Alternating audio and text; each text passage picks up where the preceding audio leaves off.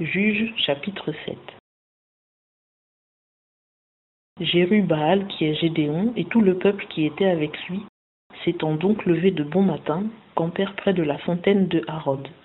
Et le camp de Madian était au nord, vers le coteau de Morée, dans la vallée. Or l'Éternel dit à Gédéon, « Le peuple qui est avec toi est trop nombreux pour que je livre Madian en ses mains. Israël se glorifierait contre moi en disant, c'est ma main qui m'a délivré.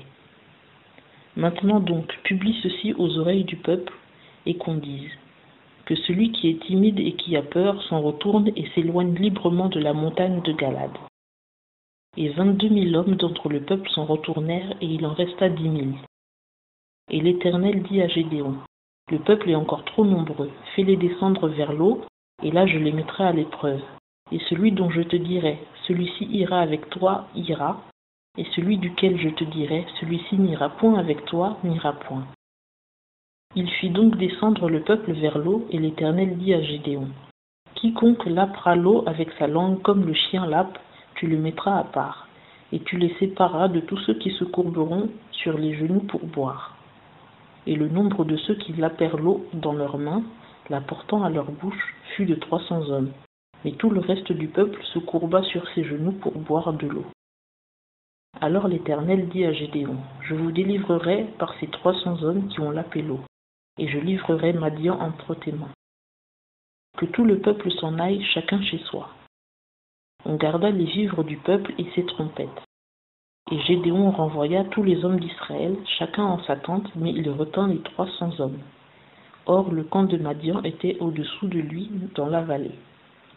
Et l'Éternel dit à Gédéon pendant la nuit, « Lève-toi, descends au camp, car je l'ai livré entre tes mains.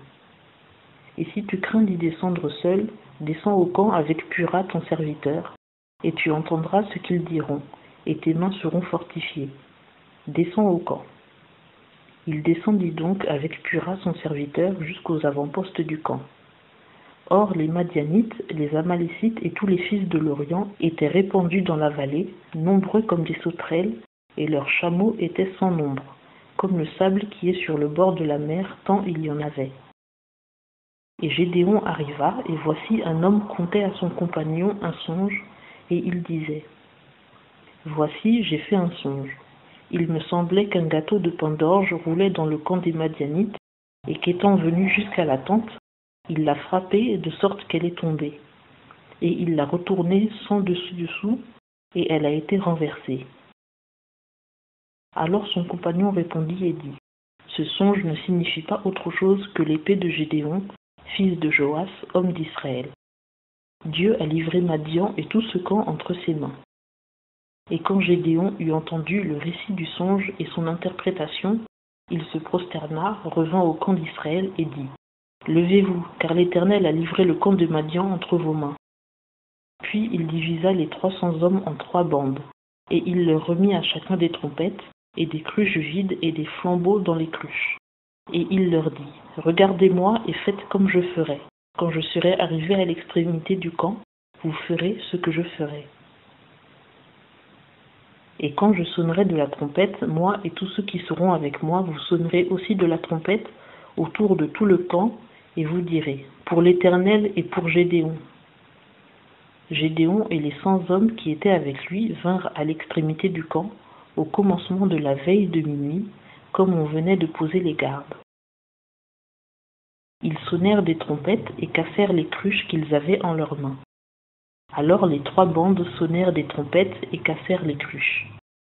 Ils saisirent de leur main gauche les flambeaux et de leur main droite les trompettes pour sonner, et ils crièrent, « L'épée pour l'Éternel et pour Gédéon. » Et ils se tinrent chacun à sa place autour du camp, et tout le camp se mit à courir, à pousser des cris et à fuir.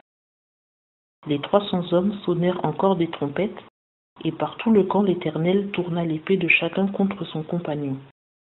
Et le camp s'enfuit jusqu'à Beth-Shitta, vers Tseréra, jusqu'au bord d'Abel-Méhola, vers Tabat. Et les hommes d'Israël, ceux de Nephtali et d'Asser, et de tout Manassé s'assemblèrent et poursuivirent les Madianites. Alors Gédéon envoya des messagers dans toute la montagne d'Éphraïm, disant, Descendez à la rencontre des Madianites et emparez-vous du passage des eaux jusqu'à Beth-Bara et du Jourdain. » Les hommes d'Éphraïm s'assemblèrent donc, se saisirent des eaux jusqu'à Beth-Bara et du Jourdain. Et ils prirent 2 des chefs des Madianites, Oreb et Zéeb. Et ils tuèrent Oreb au rocher d'Oreb, et tuèrent Zéeb au pressoir de Zéeb. Puis ils poursuivirent les Madianites et apportèrent les têtes d'Oreb et de Zéeb à Gédéon, de l'autre côté du Jourdain.